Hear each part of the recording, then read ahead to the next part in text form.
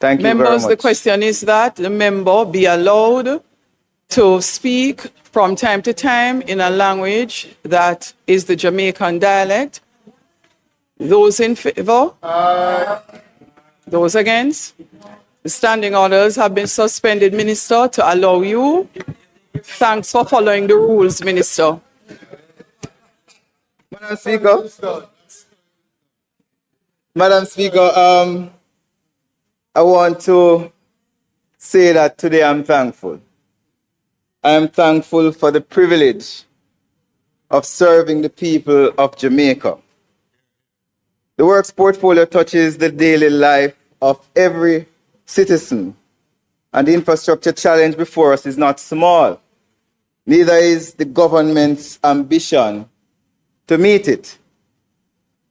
In this portfolio, Madam Speaker, one quickly learns that the potholes come in many forms.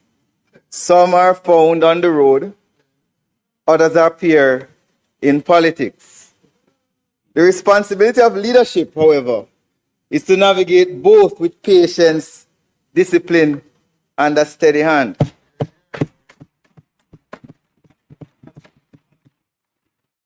Madam Speaker, I first want to express my sincere appreciation to the Prime Minister, the Most Honorable Dr. the Most Honorable Andrew Michael Holness, for his continued confidence in my stewardship of this portfolio. And member from Manchester, Northeast. In 2016, I had the pleasure of being appointed the youngest Director of Communications in the Office of the Prime Minister. In about 2022, I had the opportunity of being appointed the youngest Minister without portfolio with responsibility for information. And in 2024, I was appointed the youngest Minister without portfolio for works.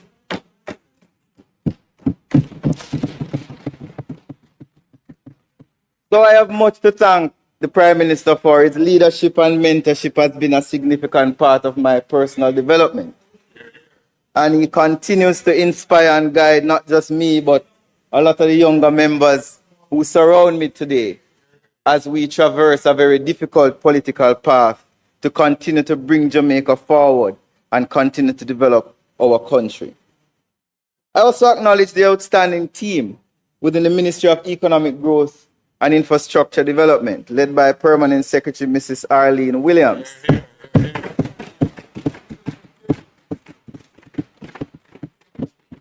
Her steady judgment, administrative discipline, and commitment to excellence continue to support the execution of this broad and demanding portfolio. I thank her and her team who have worked really hard assisting me with late nights with this presentation. Also, to the National Works Agency team that is here. I see Mr. Down and I understand Mr. Hunter is on his way. And also Mr. Shaw from the National Road Operating and Construction Company. Thank you very much for the support you have given me over the last 2 years. To the people of Clarendon North Central, thank you for your confidence you continue to place in me to keep me grounded, focused, and accountable. You remind me every day as your youngest ever MP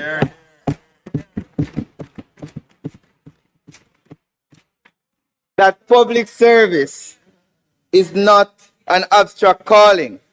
It's a daily obligation to represent, advocate, and deliver. In the gallery, Madam Speaker, we have students from my alma mater, Clarendon College.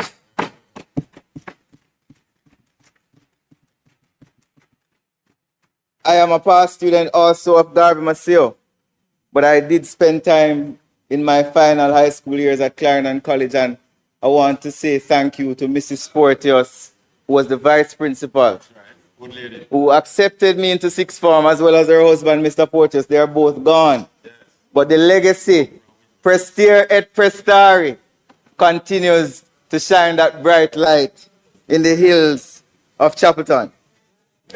Madam Speaker, I want to thank my team at my office, my secretary, all my support staff who are sitting here today, my councillors, Councillor Caretaker Faulkner, Councillor Brown who is here, and Councillor Mitchell who is not here today. I also want to thank my parliamentary colleagues on both sides of this house. I want to say I appreciate your advocacy on behalf of your constituents. Also, your persistent reminders about the roads in your communities. I assure you that the messages have been received, often more than once, and the work to address many of those concerns are underway. I want to, Madam Speaker, pay respect to my family, both extended and direct. To my 4 children, they don't believe I have 4 children, you know, Minister. I am a disciple of the Minister of Health. And I also want to thank my partner, Melisian, who has stood beside me through these years of trials and tribulations. I have fulfilled my biblical obligations. I don't think I need to do any more.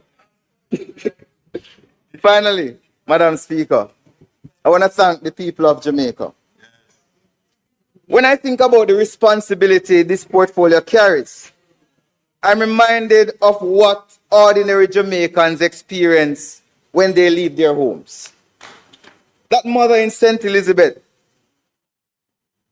navigating a difficult road to take her child to school. That farmer we met in South Trelawney, member, having to traverse challenging breakaways due to Hurricane Melissa to take their yam to market. The owner of the shop in Portland, whose customers sometimes don't come as often because the road access is difficult.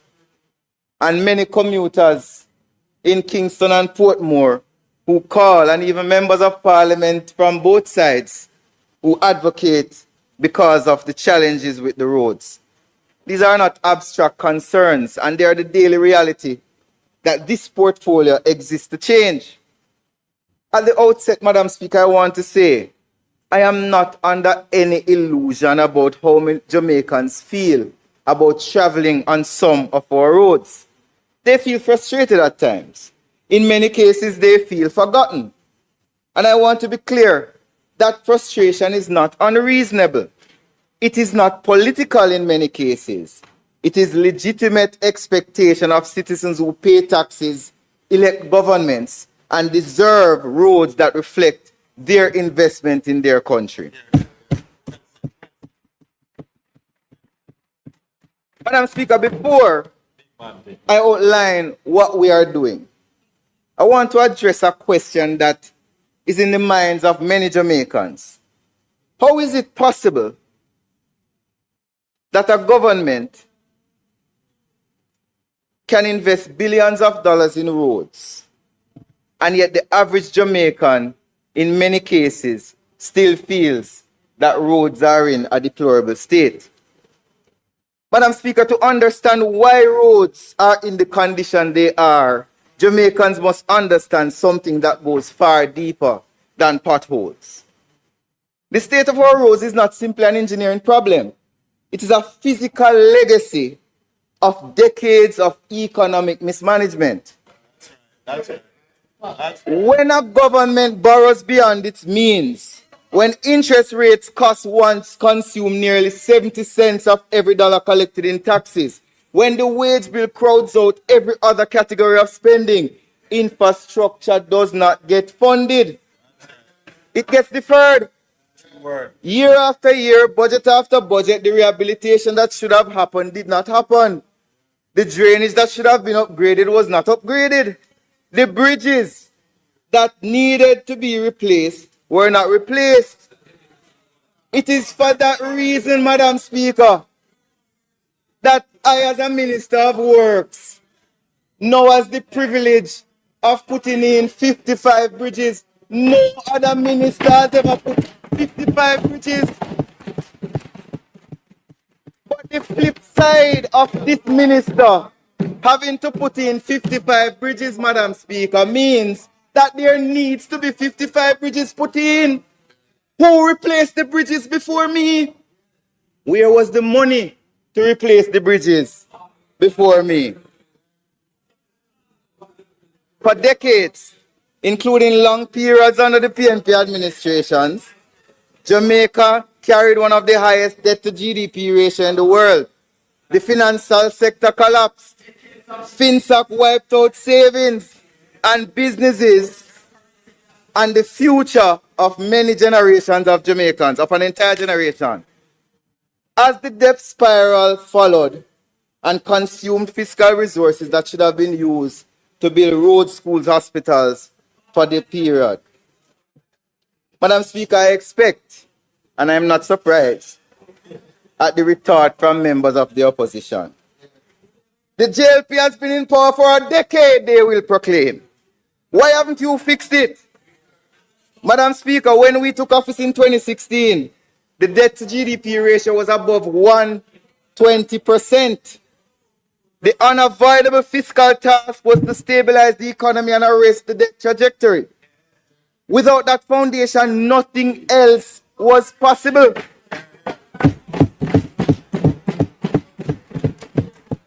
Without a stable economy, there would be no spark. There would be no bridge program. There would be no perimeter road. No highway investment, Madam Speaker. You cannot build a house on crumbling foundations. You cannot build an economy and you cannot build infrastructure on a broken economy. Madam Speaker, then came COVID-19, which collapsed the tourism sector and devastated revenues, costing us years of hard-won progress. Then came the global supply chain disruptions and inflationary shocks that drove up the cost of fuel, asphalt, steel, and equipment, meaning the same dollar was building less roads.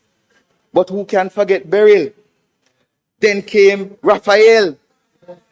And then Melissa, the most destructive hurricane to affect Jamaica in living memory, undoing in days infrastructure that took years and billions of dollars to build.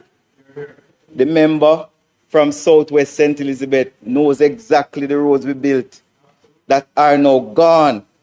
$80 million worth of roads disappeared in 2 days. Madam Speaker, it is only within the last year that Jamaica's debt to GDP ratio has returned to the level seen in the mid-90s. Let us think about that for a second. I was born in 1981. Young boy. It is for my entire lifetime, adult life, Jamaica's debt to GDP ratio has been at the level of the post-FinSac era.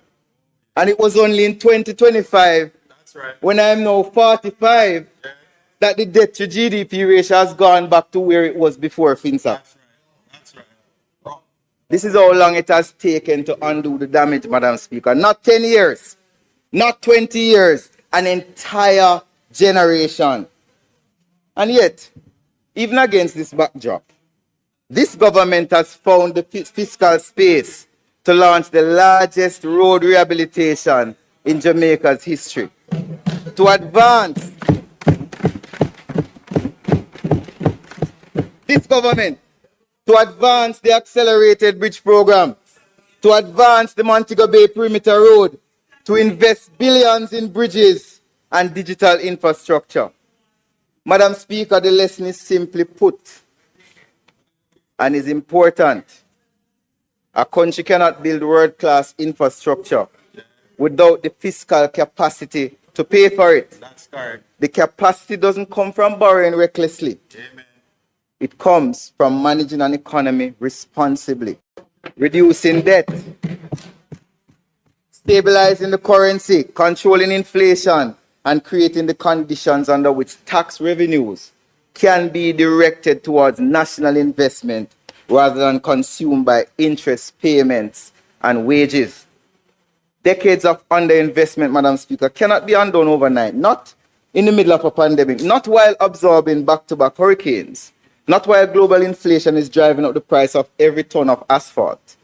But under this government, rest assured, they will be undone systematically, deliberately, with fiscal discipline and pragmatically. With fiscal discipline, we have demonstrated that with sustained investment, that discipline has been made possible.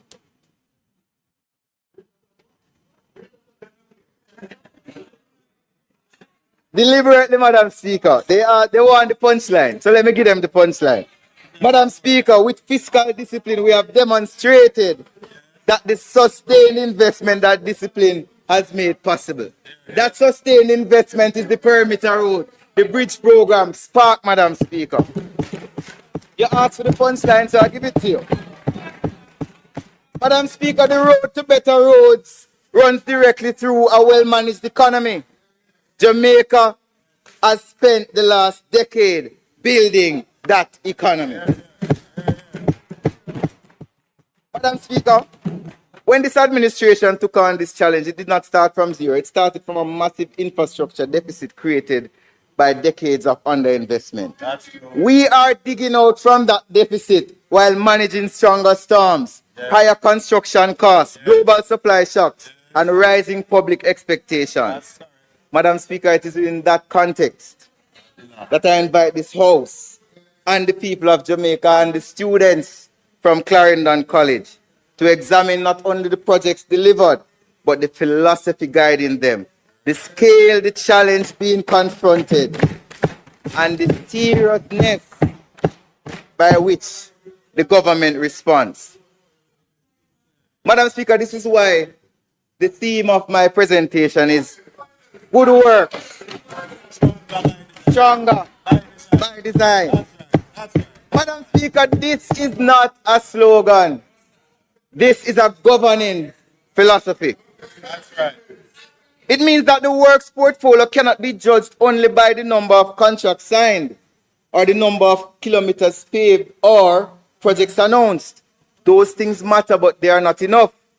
The real test is whether infrastructure performs under pressure. Madam Speaker, this government, this Andrew Holness-led administration, that is the standard we are applying, because for far too long, Jamaica's infrastructure challenge has been treated mainly as a repair problem. Road fail, we patch it. Drain block, we clear it. Bridge weaken, we patch it. Those responses may be necessary at times, and we'll continue to respond on an emergency basis. But, Madam Speaker, the country cannot build its future on reaction alone. Jamaica cannot become the logistics sub-tourism hub, the Minister of Tourism, or which say tourism powerhouse, or manufacturing center, or digital economy without strong infrastructure.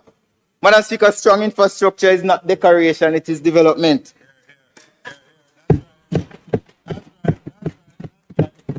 Madam Speaker, under that philosophy, the works portfolio will be guided under 4 themes. The first is resilient infrastructure. Roads, bridges, drains, and corridors that are designed to last longer and perform better under climate and traffic pressure. Second, integrated development, ensuring that roads are coordinated with water, drainage, utilities, and digital infrastructure with pedestrian safety in mind. Third, efficient delivery, strengthening procurement, supervision, contractor accountability, and so on. And fourth, measurable outcomes, ensuring that success is not measured only by expenditure, but by reduced travel times, safer roads, better access, stronger communities.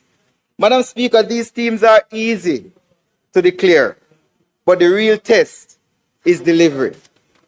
I want to turn now, Madam Speaker, to some of the projects under which this philosophy has been guiding.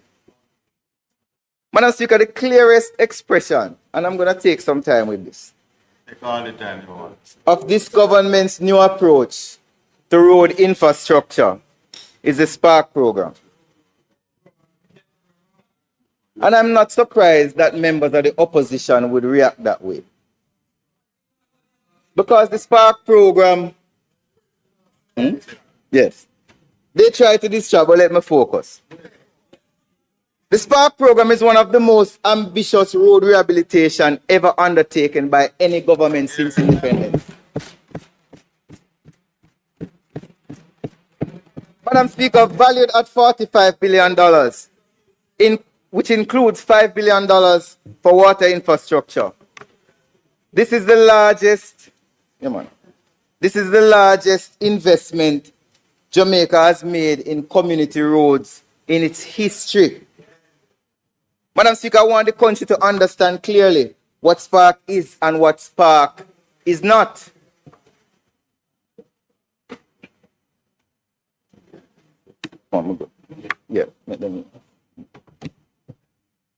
Madam Speaker, I want the country to understand clearly what Spark is and what Spark is not. Madam Speaker, Spark is not a patching program. Madam Speaker, Spark is not a temporary repair exercise. That's right. It is not an attempt to spread a little asphalt everywhere and pretend the road problem has been solved. That is correct. Spark is a rehabilitation and reconstruction program built on modern engineering standards, improved drainage, stronger pavement structures, better utility coordination, and long-term value for money. Madam Speaker, when I was a child, and I used to see the PWD man them come, and when them lay the asphalt, it never thick like this. This is the Spark standard, Madam Speaker.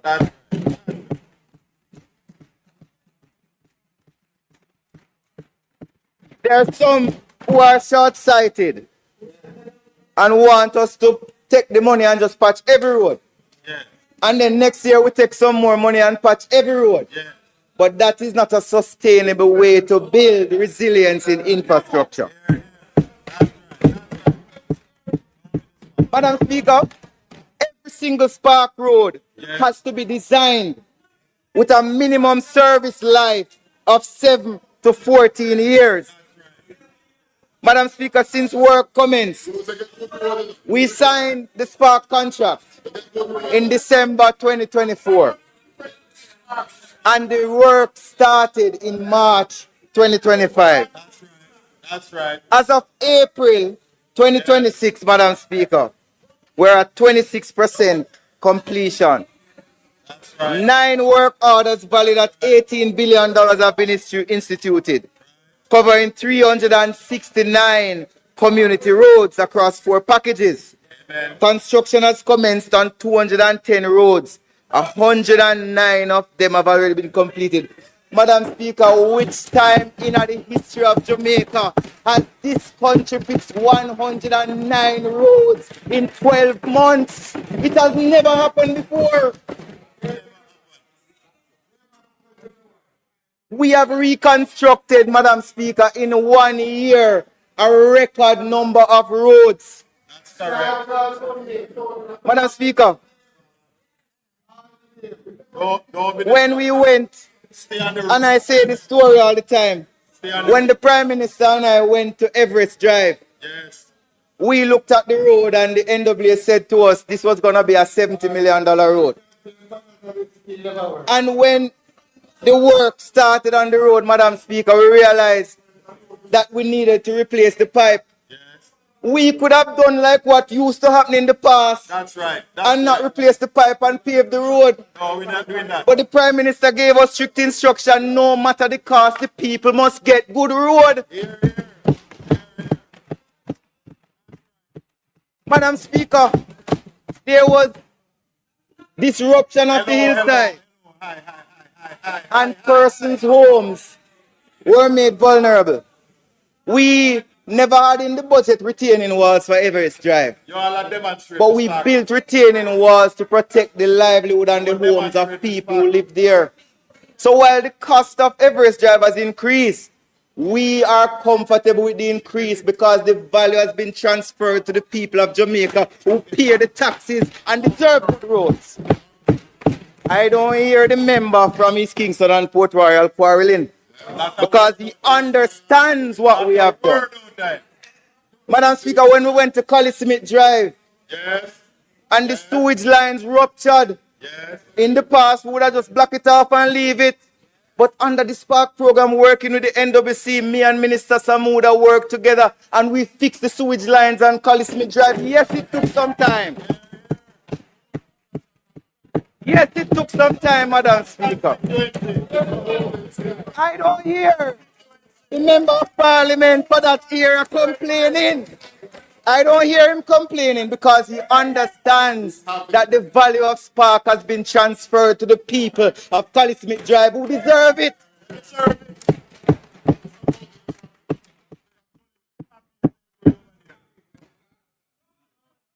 Madam Speaker,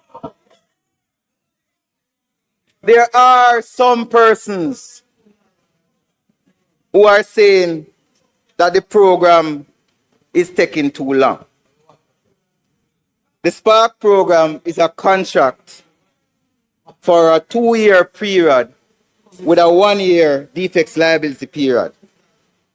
No road will be handed over to the government under the Spark program unless it is approved by the independent consultant who have to inspect all the roads before they are handed over. Madam Speaker, if the road is handed over and we discover that by the acts or omissions of the contractor something happened to the road, the contractor is obligated to go back and fix the road. It's the first time, Madam Speaker, that community roads, parish council roads are getting this standard. So to the people of Jamaica, I say, if Spark don't reach here yet, we're coming.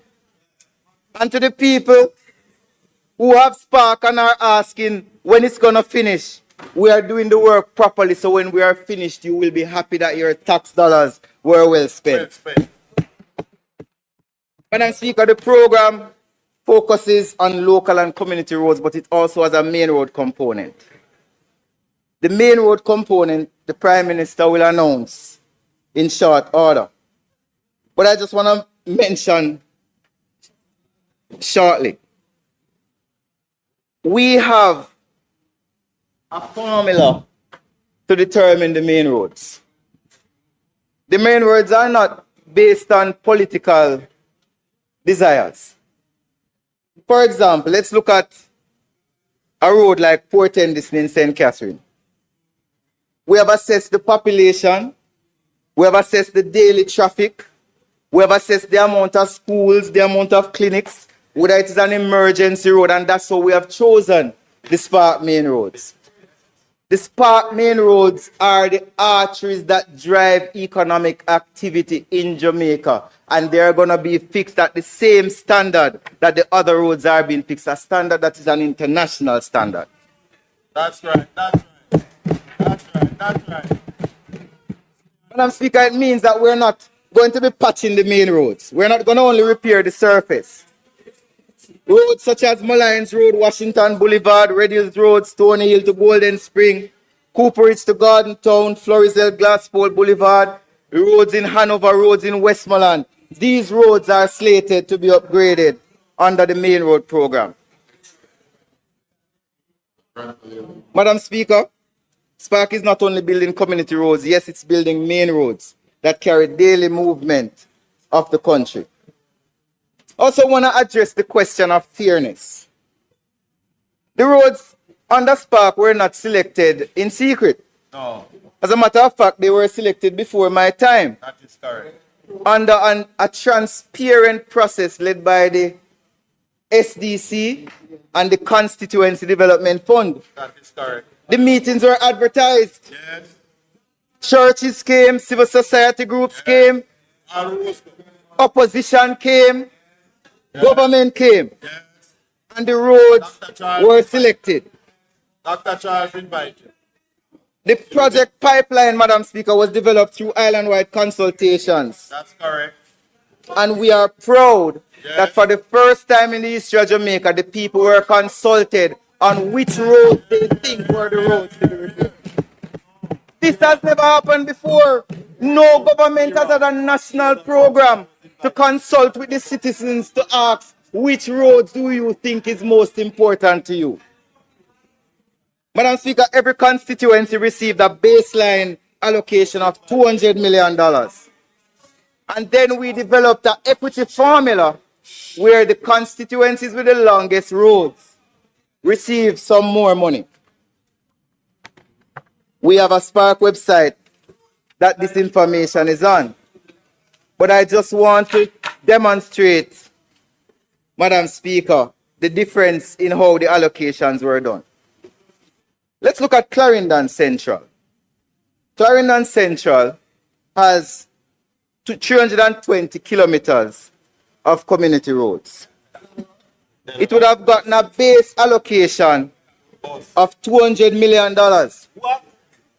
What? But the equity allocation, because it has less road density than another one I'm going to mention, was $54 million. Let's go over to Hanover Eastern, which has a road density of 621 kilometers.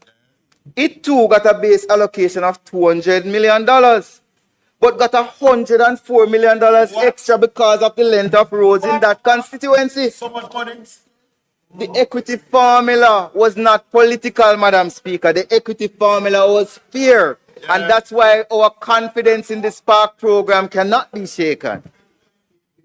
Madam Speaker, what about Eastern West? Jamaica has approximately 27,000 kilometers of roads. Yeah.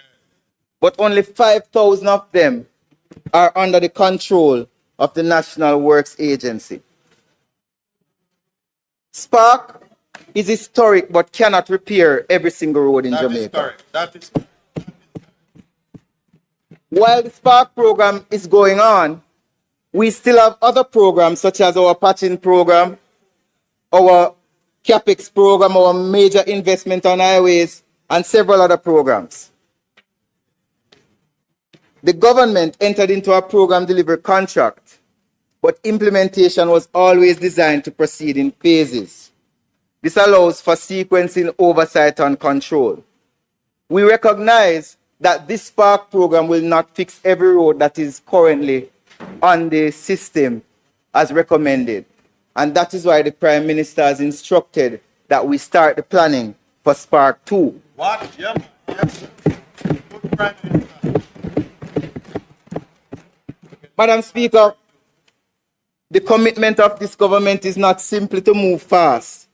It is to move properly, transparently, and set a standard that protects public investment. That's right.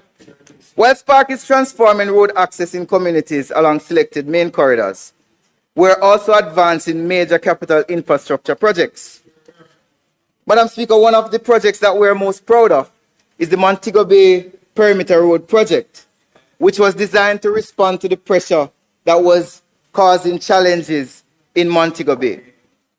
The project is a design and build program that is governed by the National Road Operating and Construction Company. The original contract was $274 million, but we have to revise it to $354 million as we have added the Long Hill bypass. Madam Speaker, at the heart of the project is 15 kilometers that functions along the perimeter of Montego Bay and will divert traffic from the city center and improve movement across the region.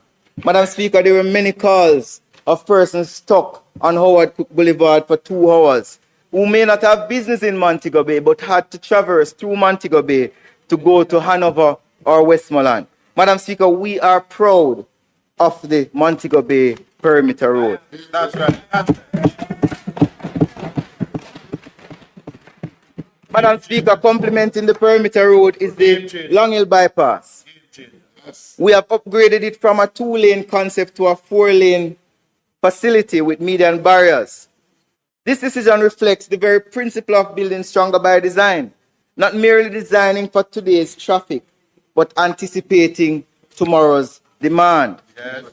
We're also going to be expanding Barnett Street and work on construction of a 2-lane bridge over the Montego River will address the long-standing bottlenecks in the critical commercial area. Madam Speaker, the Montego Bay bypass is approximately 85% complete. Yes. And we expect, I see the head of NROC here, Prime Minister, we expect that by September, October, you'll be walking into St. James to cut the ribbon for the Montego Bay perimeter road.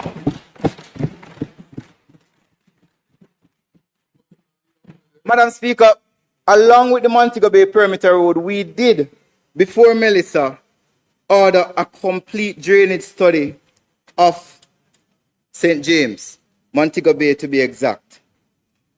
It is a good thing that we did that and had the foresight to do it, because what it did is showed us what are some of the solutions we will be able to implement in places like Catherine Hall that you see on the screen.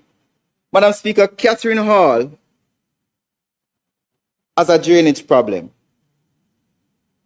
If you look, when we look at the, let me give you a little context as to what happened in St. James.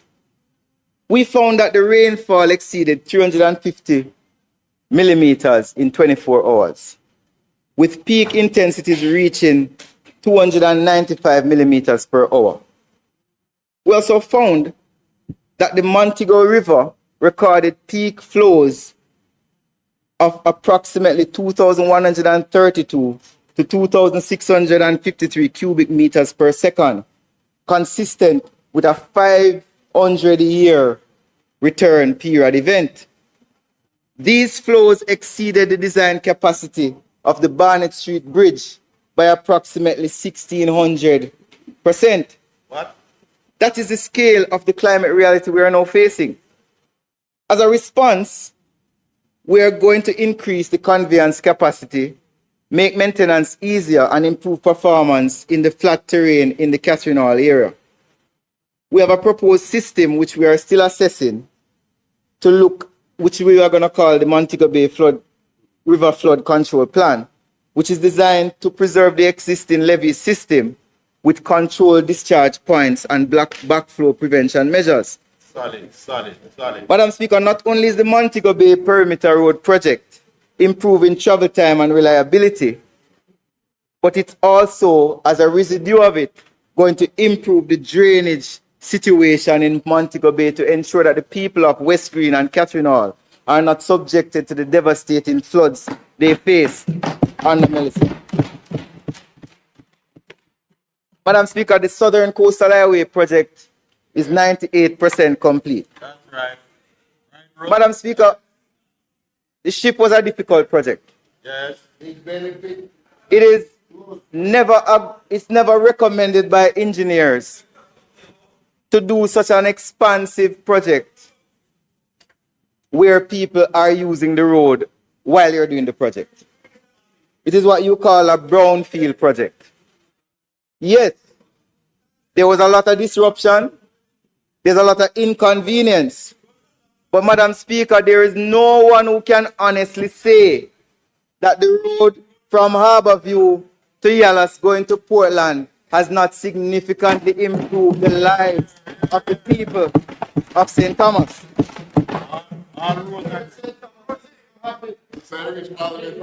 Madam Speaker, if you look on Google, Prime Minister, you will see that Google has already named the road the Paul Bogle Highway. And I don't know if a member of Google is in the cabinet, but last year before the elections, cabinet did approve the renaming of a section of the highway to the Paul Bogle Highway, and I am aware that the Prime Minister will be cutting another ribbon, member from St. Catherine, in renaming that section of the road the Paul Bogle. We just a walk and a cut ribbon. We can't help it. Madam Speaker, the South Coast Highway Improvement Project has changed lives. Yeah, man. It is 98% complete, but we still have a lot of work to do. It is not just a road. It has sewage, not sewage. It has sewage, but it also has water line. It is not normal, Madam Speaker. Normal, Madam Speaker, in Jamaica's history, for such intense infrastructure to be put into an area that is not as developed. But the reason why we did it is we know that people wanted to develop St. Thomas. Before ship, you could go to St. Thomas and people were willing to just sell you their land. Yeah. I want anyone in here to go and try buy any land in St. Thomas right now and see. Not even Rose can buy that. The value of property in St. Thomas has increased significantly because of the investment that we have made in the infrastructure. Madam Speaker, we're doing the Port Antonio bypass as well, which is an extension of the South Coast Highway. And this will create another avenue to traverse Portland without going into Port Antonio. Madam Speaker, I want to speak a little bit about another program. It is called the Capital Expenditure Program. I'm pleased to report that the dualization of Grange Lane in Portmore is now substantially complete and already providing relief to motorists and commuters. Amen. I can also report that the widening of the Brayton Road and the Helsha Main Road has reached approximately 40% completion. Madam Speaker, we are the government that believes in Portmore. Yeah.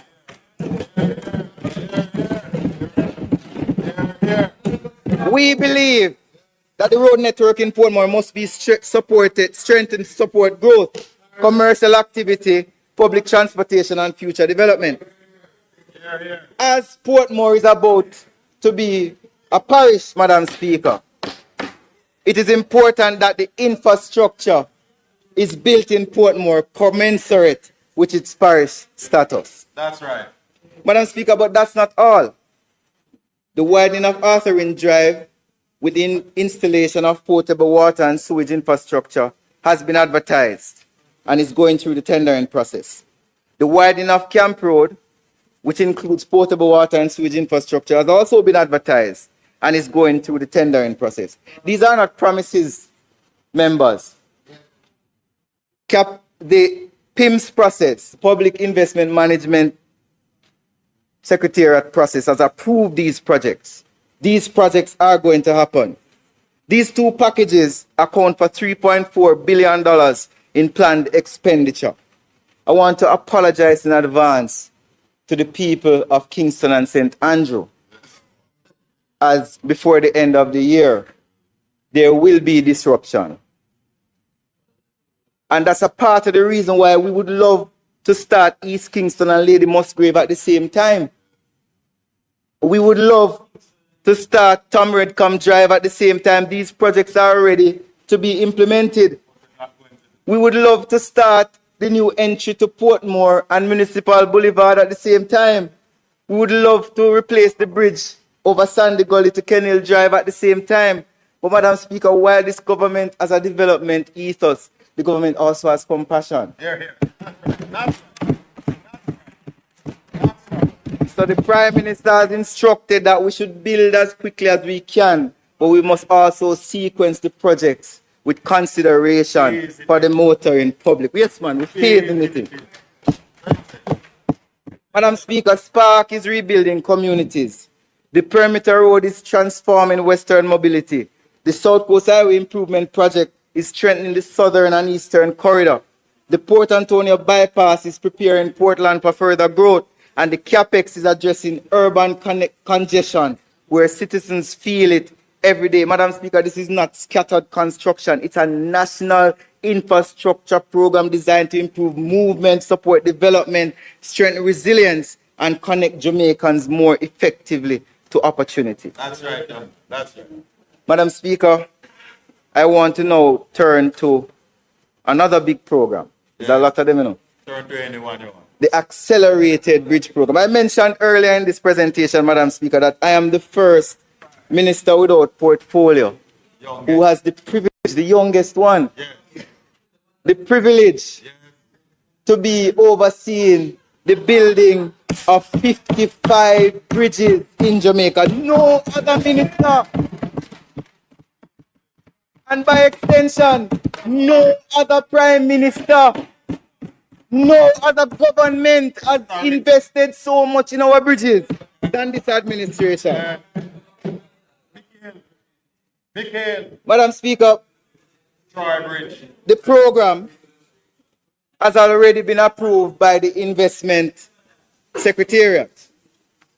And Cabinet will soon give approval, finally, for the contract signing, as the updated technical offer has already been submitted, and we are now in negotiations with our international partners for final approval in the coming weeks. This program is moving from policy approval to technical development, financing, and eventually execution. Amen. Each bridge requires design work, environmental and social due diligence. The PIMS process caused us to do geotechnical assessments and other inquiries to ensure that the project was fit for purpose. The program is not about only replacing structures. The program is about building greater resilience in our road network. That's right. Madam Speaker, when I went to Black River after Melissa, we saw the damage that the hurricane did to the Black River Bridge. That bridge will be replaced under the program. Madam Speaker, the accelerated bridge program was envisaged by our previous Minister of Finance, Dr. Nigel Clark, long before Melissa. But we did our assessments and we realized that a lot of the bridges in Western Jamaica, due to the hurricane, were challenged. A large portion of the bridges, over 20 of the bridges that are going to be built, will be in the disaster area. And I think the people of Western Jamaica are recognizing that the government will be intervening in their bridges. Madam Speaker, it's about building greater resilience, not just in bridges, but our road network. Our bridges must be designed to withstand stronger floods, heavier flows, changing rainfall patterns. Hurricane Melissa reminded us that weak links in the road network can quickly become points of isolation. This is why bridge resilience is road resilience. On June 5, we cut another ribbon. We opened the long-awaited Troy Bridge, restoring vital connection for communities between Manchester and Trelawney. Madam Speaker, on June 12, we opened the Spring Village Bridge in St. Catherine. We are demonstrating, Madam Speaker, the value of a government that is able to spend resources for the benefit of the people. Work continues, Madam Speaker, on the Craig Mill Bridge in Portland, and several other bridges are under the recurrent expenditure program for repair. Currently, Madam Speaker, we are patching several sections of the island. I wish that the patching would have started earlier, but this government will not circumvent the procurement process. We will go through the procedures to ensure that nobody can come to Parliament member from St. Mary and accuse the Ministry of Works of not functioning with probity, accountability, and transparency. Before I end, Madam Speaker, I want to speak about Melissa. Madam Speaker, the National Works Agency has expended significant resources, especially in the areas that were most affected by Hurricane Melissa. By March of this year, we spent approximately $6 billion in our emergency response, clearance, drainage, restoring traffic signals, and emergency patching. Madam Speaker, this kind of work often happens under pressure and away from the spotlight. I want to give credit to the staff at the National Works Agency. That's right. The National Works Agency lost several of its offices in Western Jamaica, but none of our staff did not turn up to work. They were there when the road to Black River through Holland Bamboo needed to be cleared. They were there when several sections of Westmoreland needed to be accessed by the emergency services. None of the staff at the National Works Agency called in sick during Hurricane Melissa.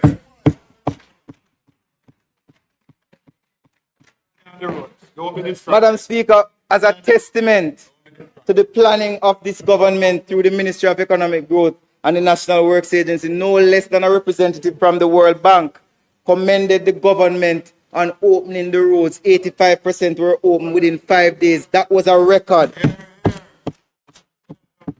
It wasn't us blowing our own trumpet, Madam Speaker. It was somebody from outside looking in, commending us.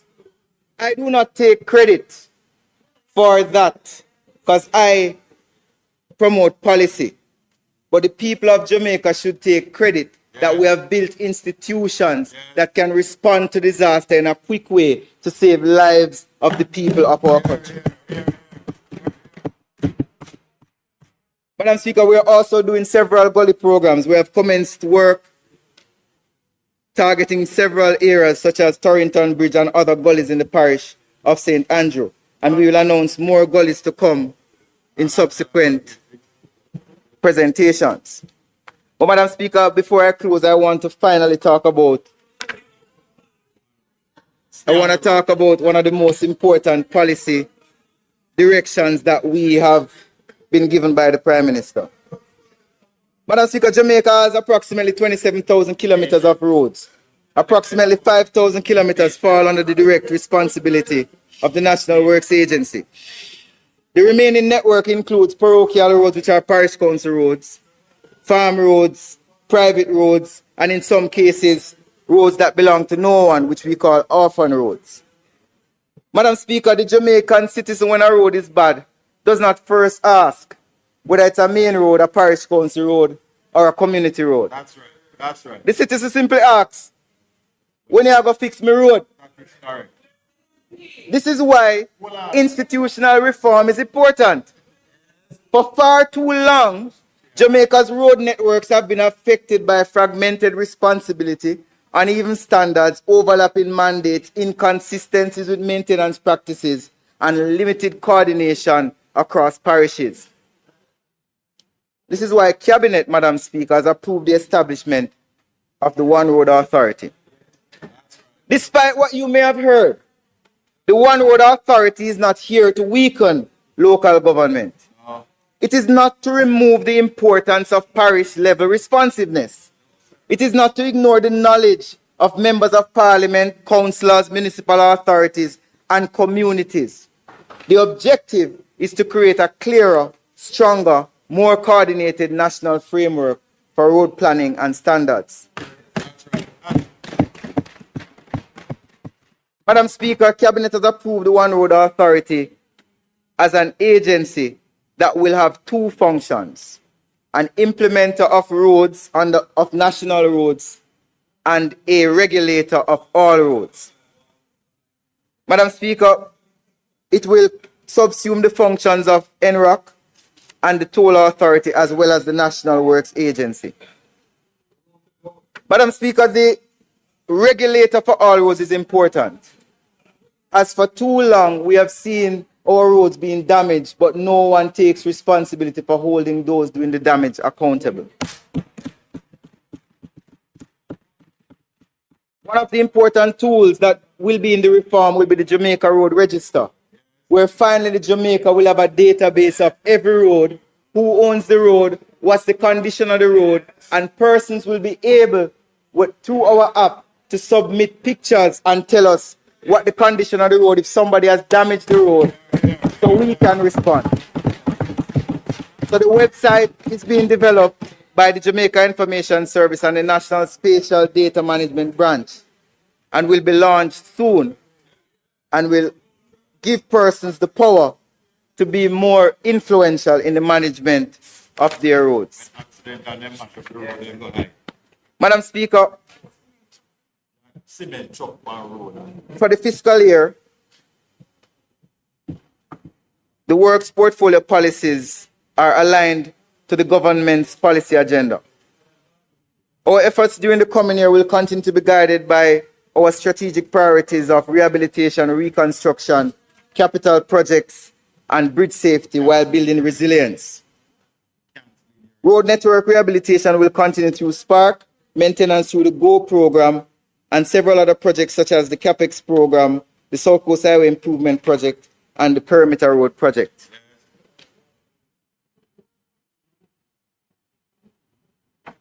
Madam Speaker, on the capital side, we have spent so far approximately 22% of our capital budget, with allocations to Spark, SHIP, the bridge, the Troy Bridge, and the dualization of the Brayton and Hillshire Main Road.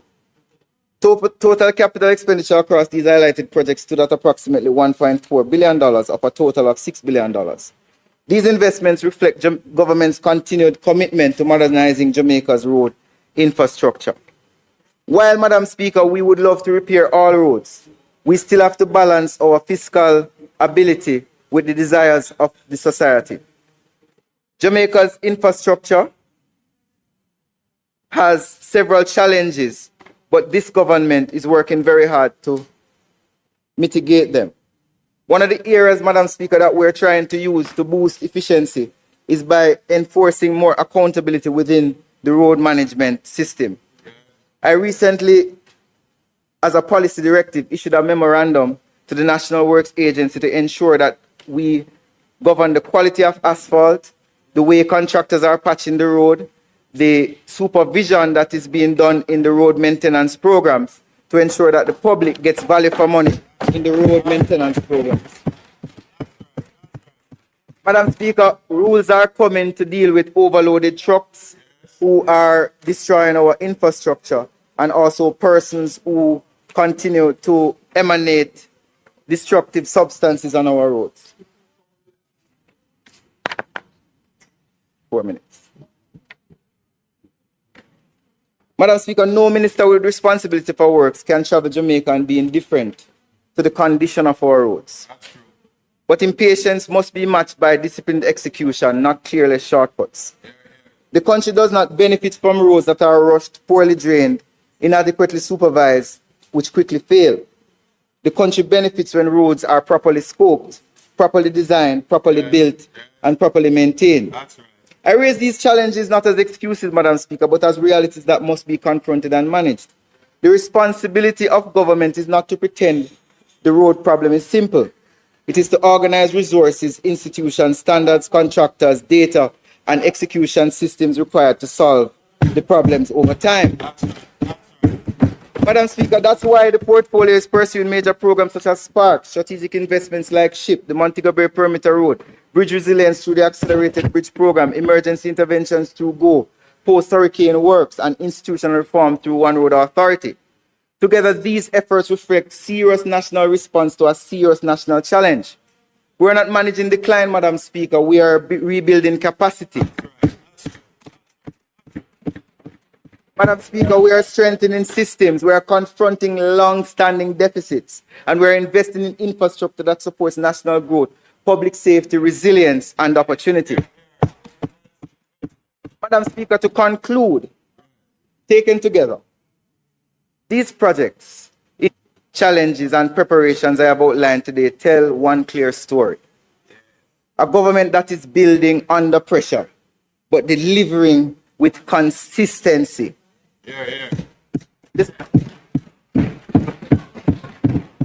The task before us is not small, Madam Speaker, and the demands are real. The network is extensive, the expectations are high, the climate is changing and the costs are rising. But the responsibility of government is not to retreat from difficulty. It is to confront with clarity, strategy, and action. At its heart, this work has never been only about asphalt, concrete, steel, and machinery. It is about people.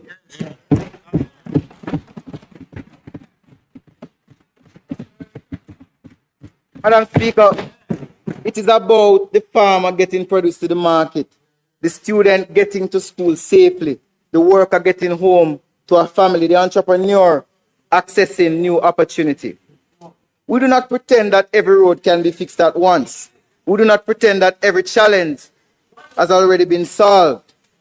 But we can say with confidence that with the direction we have, the investments, the reforms, that we will continue to build deliberately and sustainably. We'll continue to maintain consistently and responsibly.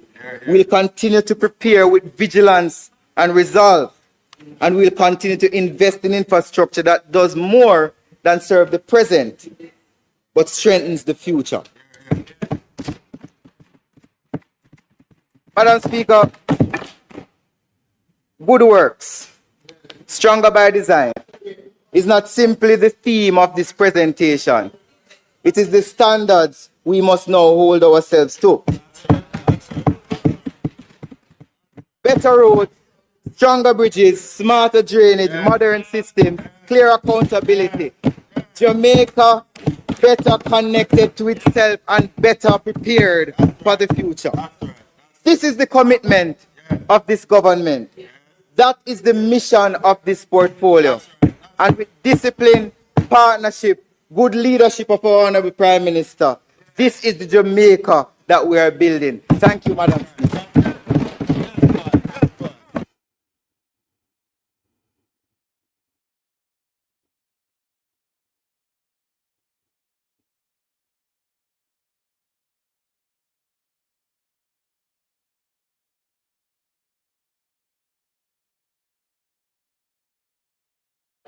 House Leader.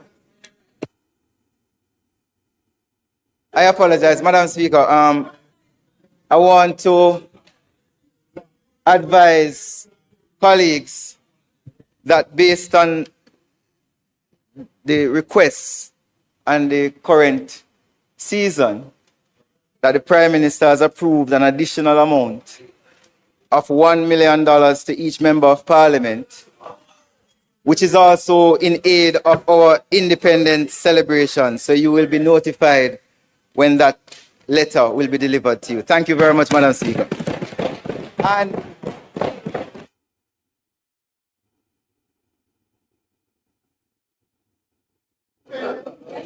House Leader.